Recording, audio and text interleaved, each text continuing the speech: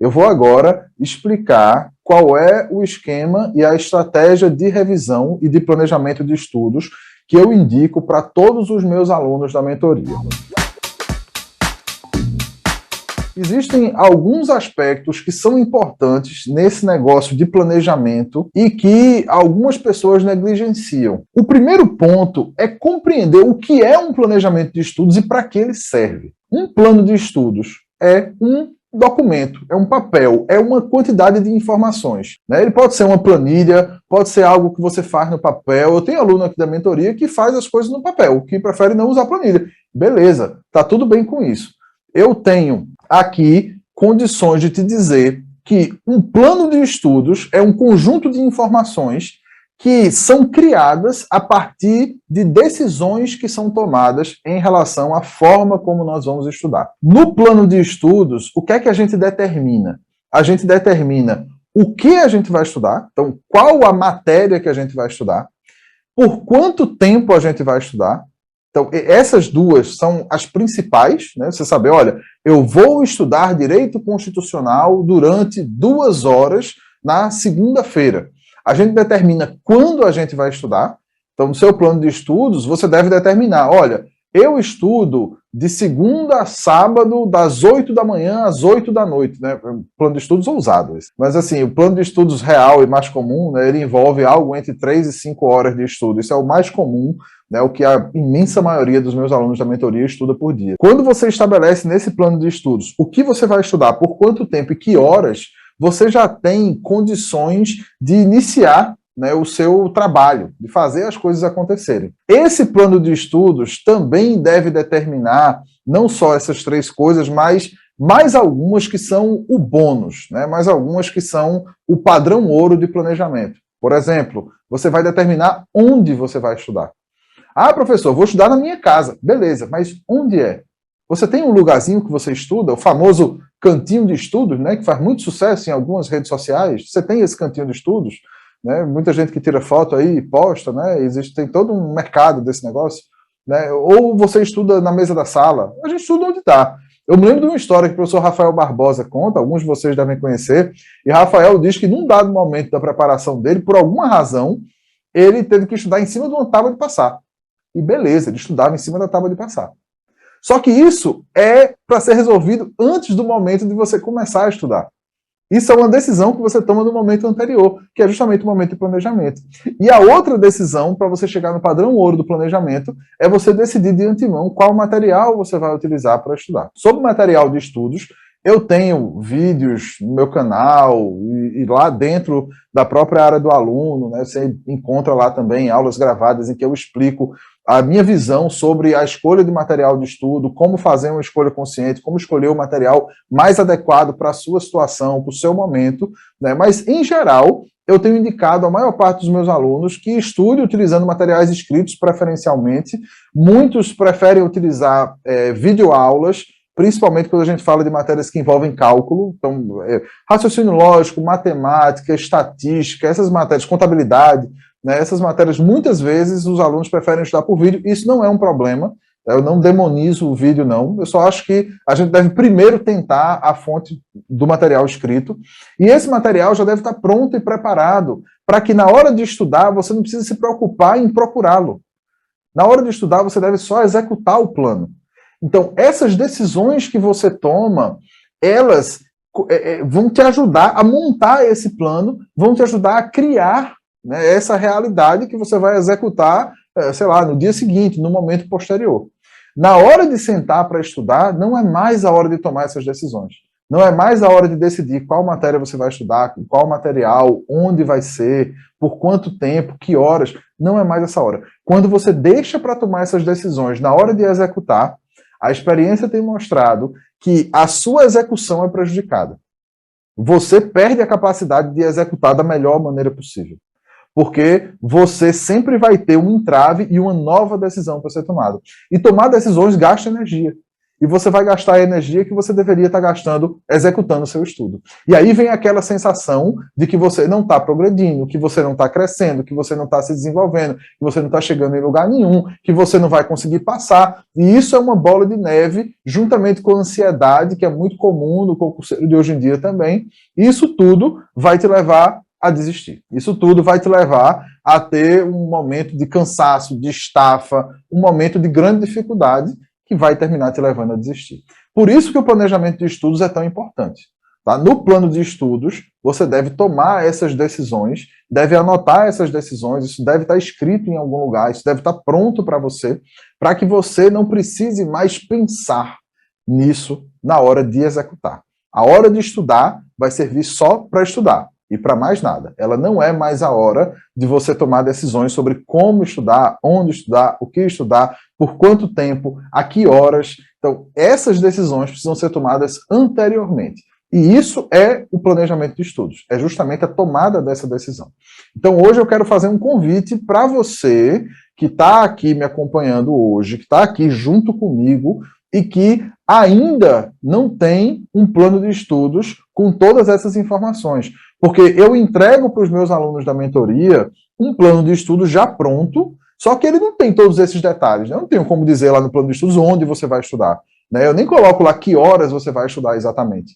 Então eu quero convidar todo mundo aqui a complementar esse plano de estudos ou a fazer um novo plano de estudos, se for da sua vontade, se fizer sentido para você, e fazer esse plano de estudos justamente sentando na frente do seu computador, de um papel, seja lá o quê, e respondendo essas 5 perguntas. O que eu vou estudar? Com que material? Onde eu vou estudar? Que horas eu vou estudar? E por quanto tempo eu vou estudar cada uma dessas matérias, tá? Sobre o tempo que você estuda, né? Eu já falei um pouco sobre carga horária, falei um pouco sobre escolha de material, mas sobre o tempo que você estuda, né? O tempo que você dedica para cada matéria. O que eu tenho indicado e o que funciona para a imensa maioria das pessoas é fazer sessões de estudo mais curtas, né? Estudando entre 1 e 2 horas cada matéria. Depois desse tempo, você revezando, você trocando, né, para uma segunda matéria. Se você estuda 3 horas por dia, por exemplo, você pode estudar 1 hora de uma matéria, 2 horas de outra, ou 1h30 de cada uma delas. Se você estuda 5 horas por dia, você pode organizar o seu estudo de maneira que você veja 1h30 de uma matéria, 1h30 de outra e 2 horas de outra, por exemplo. São possibilidades e algumas pessoas preferem sessões mais curtas, outras pessoas preferem sessões um pouco mais longas, mas eu tenho indicado a todos os meus alunos que estudem entre 1 e 2 horas cada matéria de cada vez. Tá? A experiência tem mostrado, e tem inclusive estudos científicos que embasam esse meu posicionamento e essa minha visão sobre isso, e que dizem que a nossa mente cansa quando a gente exercita a mesma modalidade de conhecimento, vamos dizer assim. É como se a gente tivesse vários repositórios de conhecimento e quando a gente está mexendo em um, só em um, por muito tempo, a nossa performance naquilo ali muda. E por isso, eu também aconselho na hora de revezar as matérias, na medida do possível, nem sempre é possível fazer isso, mas eu aconselho vocês também a trocarem matérias que exigem áreas do conhecimento diferentes, né? Por exemplo, se você está estudando uma matéria jurídica, se você vai fazer uma transição para uma outra matéria, se você tiver uma matéria que envolva cálculo, dá preferência a essa matéria, logo depois da matéria jurídica. Então, algo que tem muita leitura, depois vai para algo que é mais prático, né, que envolve uma aplicação maior em exercícios como contabilidade, matemática, estatística. Então, quando isso for possível, claro, nem sempre é possível, nem sempre no nosso ciclo a gente vai conseguir encaixar todas essas matérias. E aí vem uma outra pergunta que é muito comum, que é, professor, quantas matérias eu vou estudar de cada vez? Né? Existe essa prática que foi criada, inclusive, pelo professor Alexandre Meirelles, há vários anos atrás, né? Para vocês terem uma ideia, né? Eu estudei para concursos ali nos idos de 2000, né? O final da minha carreira como concurseiro, né? Foi entre 2011 e 2012, foi meu último ciclo, assim, estudando para concurso. E naquela época, o professor Alexandre Meirelles já era considerado um cara antigo, né, no mundo dos concursos. Não antigo no sentido de ultrapassado, até porque eu estou aqui repetindo uma coisa que ele falou lá atrás, né, mas ele criou essa ideia de ciclos de estudo. Então, o que é um ciclo? É um conjunto de matérias que você estuda ao mesmo tempo. Então, são matérias que você estuda de uma vez. Tá? Essas matérias que você está estudando ao mesmo tempo compõem um ciclo. Então, o ciclo, em geral, vai se repetir numa semana. Você vai estudar sempre as mesmas matérias toda segunda-feira, depois na terça você vai ter um outro conjunto de matérias, aí na quarta, às vezes você vai repetir já o que você estudou na segunda e tal. Então, dentro de uma semana, você repete aquele ciclo. De segunda até domingo, você tem um ciclo e esse ciclo vai se repetindo. E aí, as perguntas que me fazem estão sempre relacionadas às matérias que você vai encaixar no ciclo a cada momento da sua preparação. Quais matérias você vai encaixar no ciclo? Quais matérias você vai colocar como parte daquele seu esforço de criar um ciclo fechado que vai se repetir semanalmente? Óbvio, a quantidade de matérias depende de vários fatores. Um deles, e um dos principais, é qual concurso você vai fazer. Se você for fazer um concurso que cai pouca matéria, você pode colocar todas as matérias dentro do ciclo. Uma vez eu fui procurado por um aluno meu, um dos primeiros alunos, lá de trás, e ele chegou para mim e falou: professor, eu vou fazer o concurso desse órgão aqui. Era uma perícia estadual. E o cargo que ele ia prestar era um cargo de nível médio, e quando eu olhei aquele cargo, todas as matérias que compõem, eram 5 matérias que compõem aquele edital. Então era um edital com poucas matérias, era um edital com pouca coisa para estudar. E ele tinha uma carga horária maior, ele tinha acho que 6 horas por dia para estudar, ou algo nesse sentido. Aí eu falei para ele: cara, não tem para que criar ciclos diferentes aqui. Não tem ciclo básico, intermediário, avançado. Estuda essas 5 matérias logo de uma vez. É a melhor coisa que você faz, porque você tem carga horária para isso. Então, esses são os principais fatores, as principais variáveis que vão te fazer tomar uma decisão acerca de montar um ciclo de estudos. Você vai ver a quantidade de matérias que o edital está cobrando e você vai ver a carga horária que você tem disponível. Quantas horas por dia você tem à sua disposição para estudar. Com base nessas duas informações, você vai tomar a decisão de colocar uma quantidade menor ou maior de matérias em cada ciclo. O que é que eu indico? Que você coloque, no mínimo, 3 matérias no seu ciclo. Tá? Pelo menos 3, para quem tem pouco tempo, realmente. Acho que o ideal é começar com 4, na verdade. Mesmo para quem tem pouco tempo, 3 horas por dia.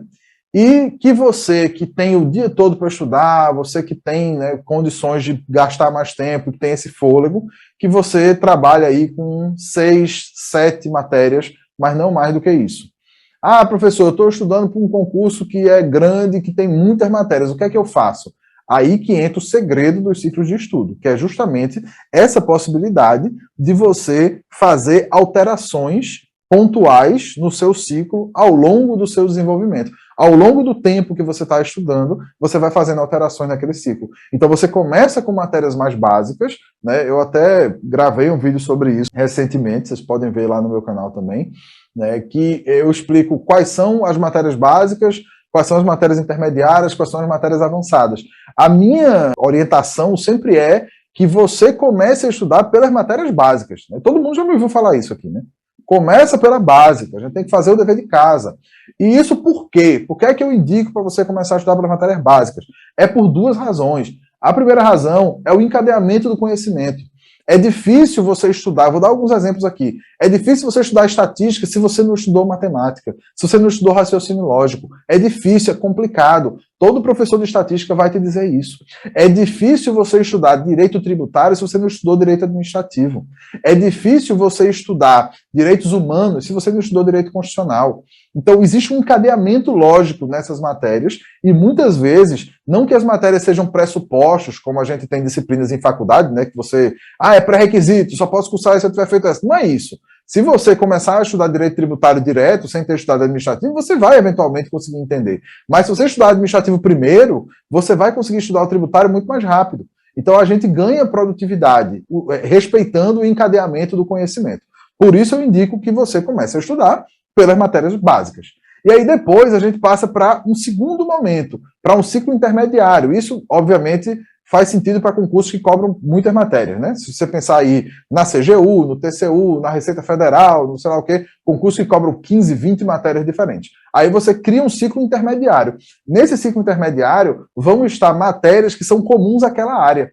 Quais são essas matérias? Se você estiver estudando para de controle, aí eu estou falando aqui do quê? de auditoria governamental, estou falando de administração financeira orçamentária, eu estou falando de contabilidade pública, né, para a galera que estuda para a área de auditoria. Se você for da área fiscal, eu estou falando de direito tributário, estou falando de auditoria, estou falando de contabilidade geral, são matérias que caem em quase todos os concursos da área fiscal. Então, esse ciclo intermediário vai ter matérias que são comuns àquela área. Tá? Matérias que são comuns a vários concursos daquela área. E o ciclo avançado vai ter as matérias que são peculiares daquele concurso ou que caem em pouquíssimos concursos.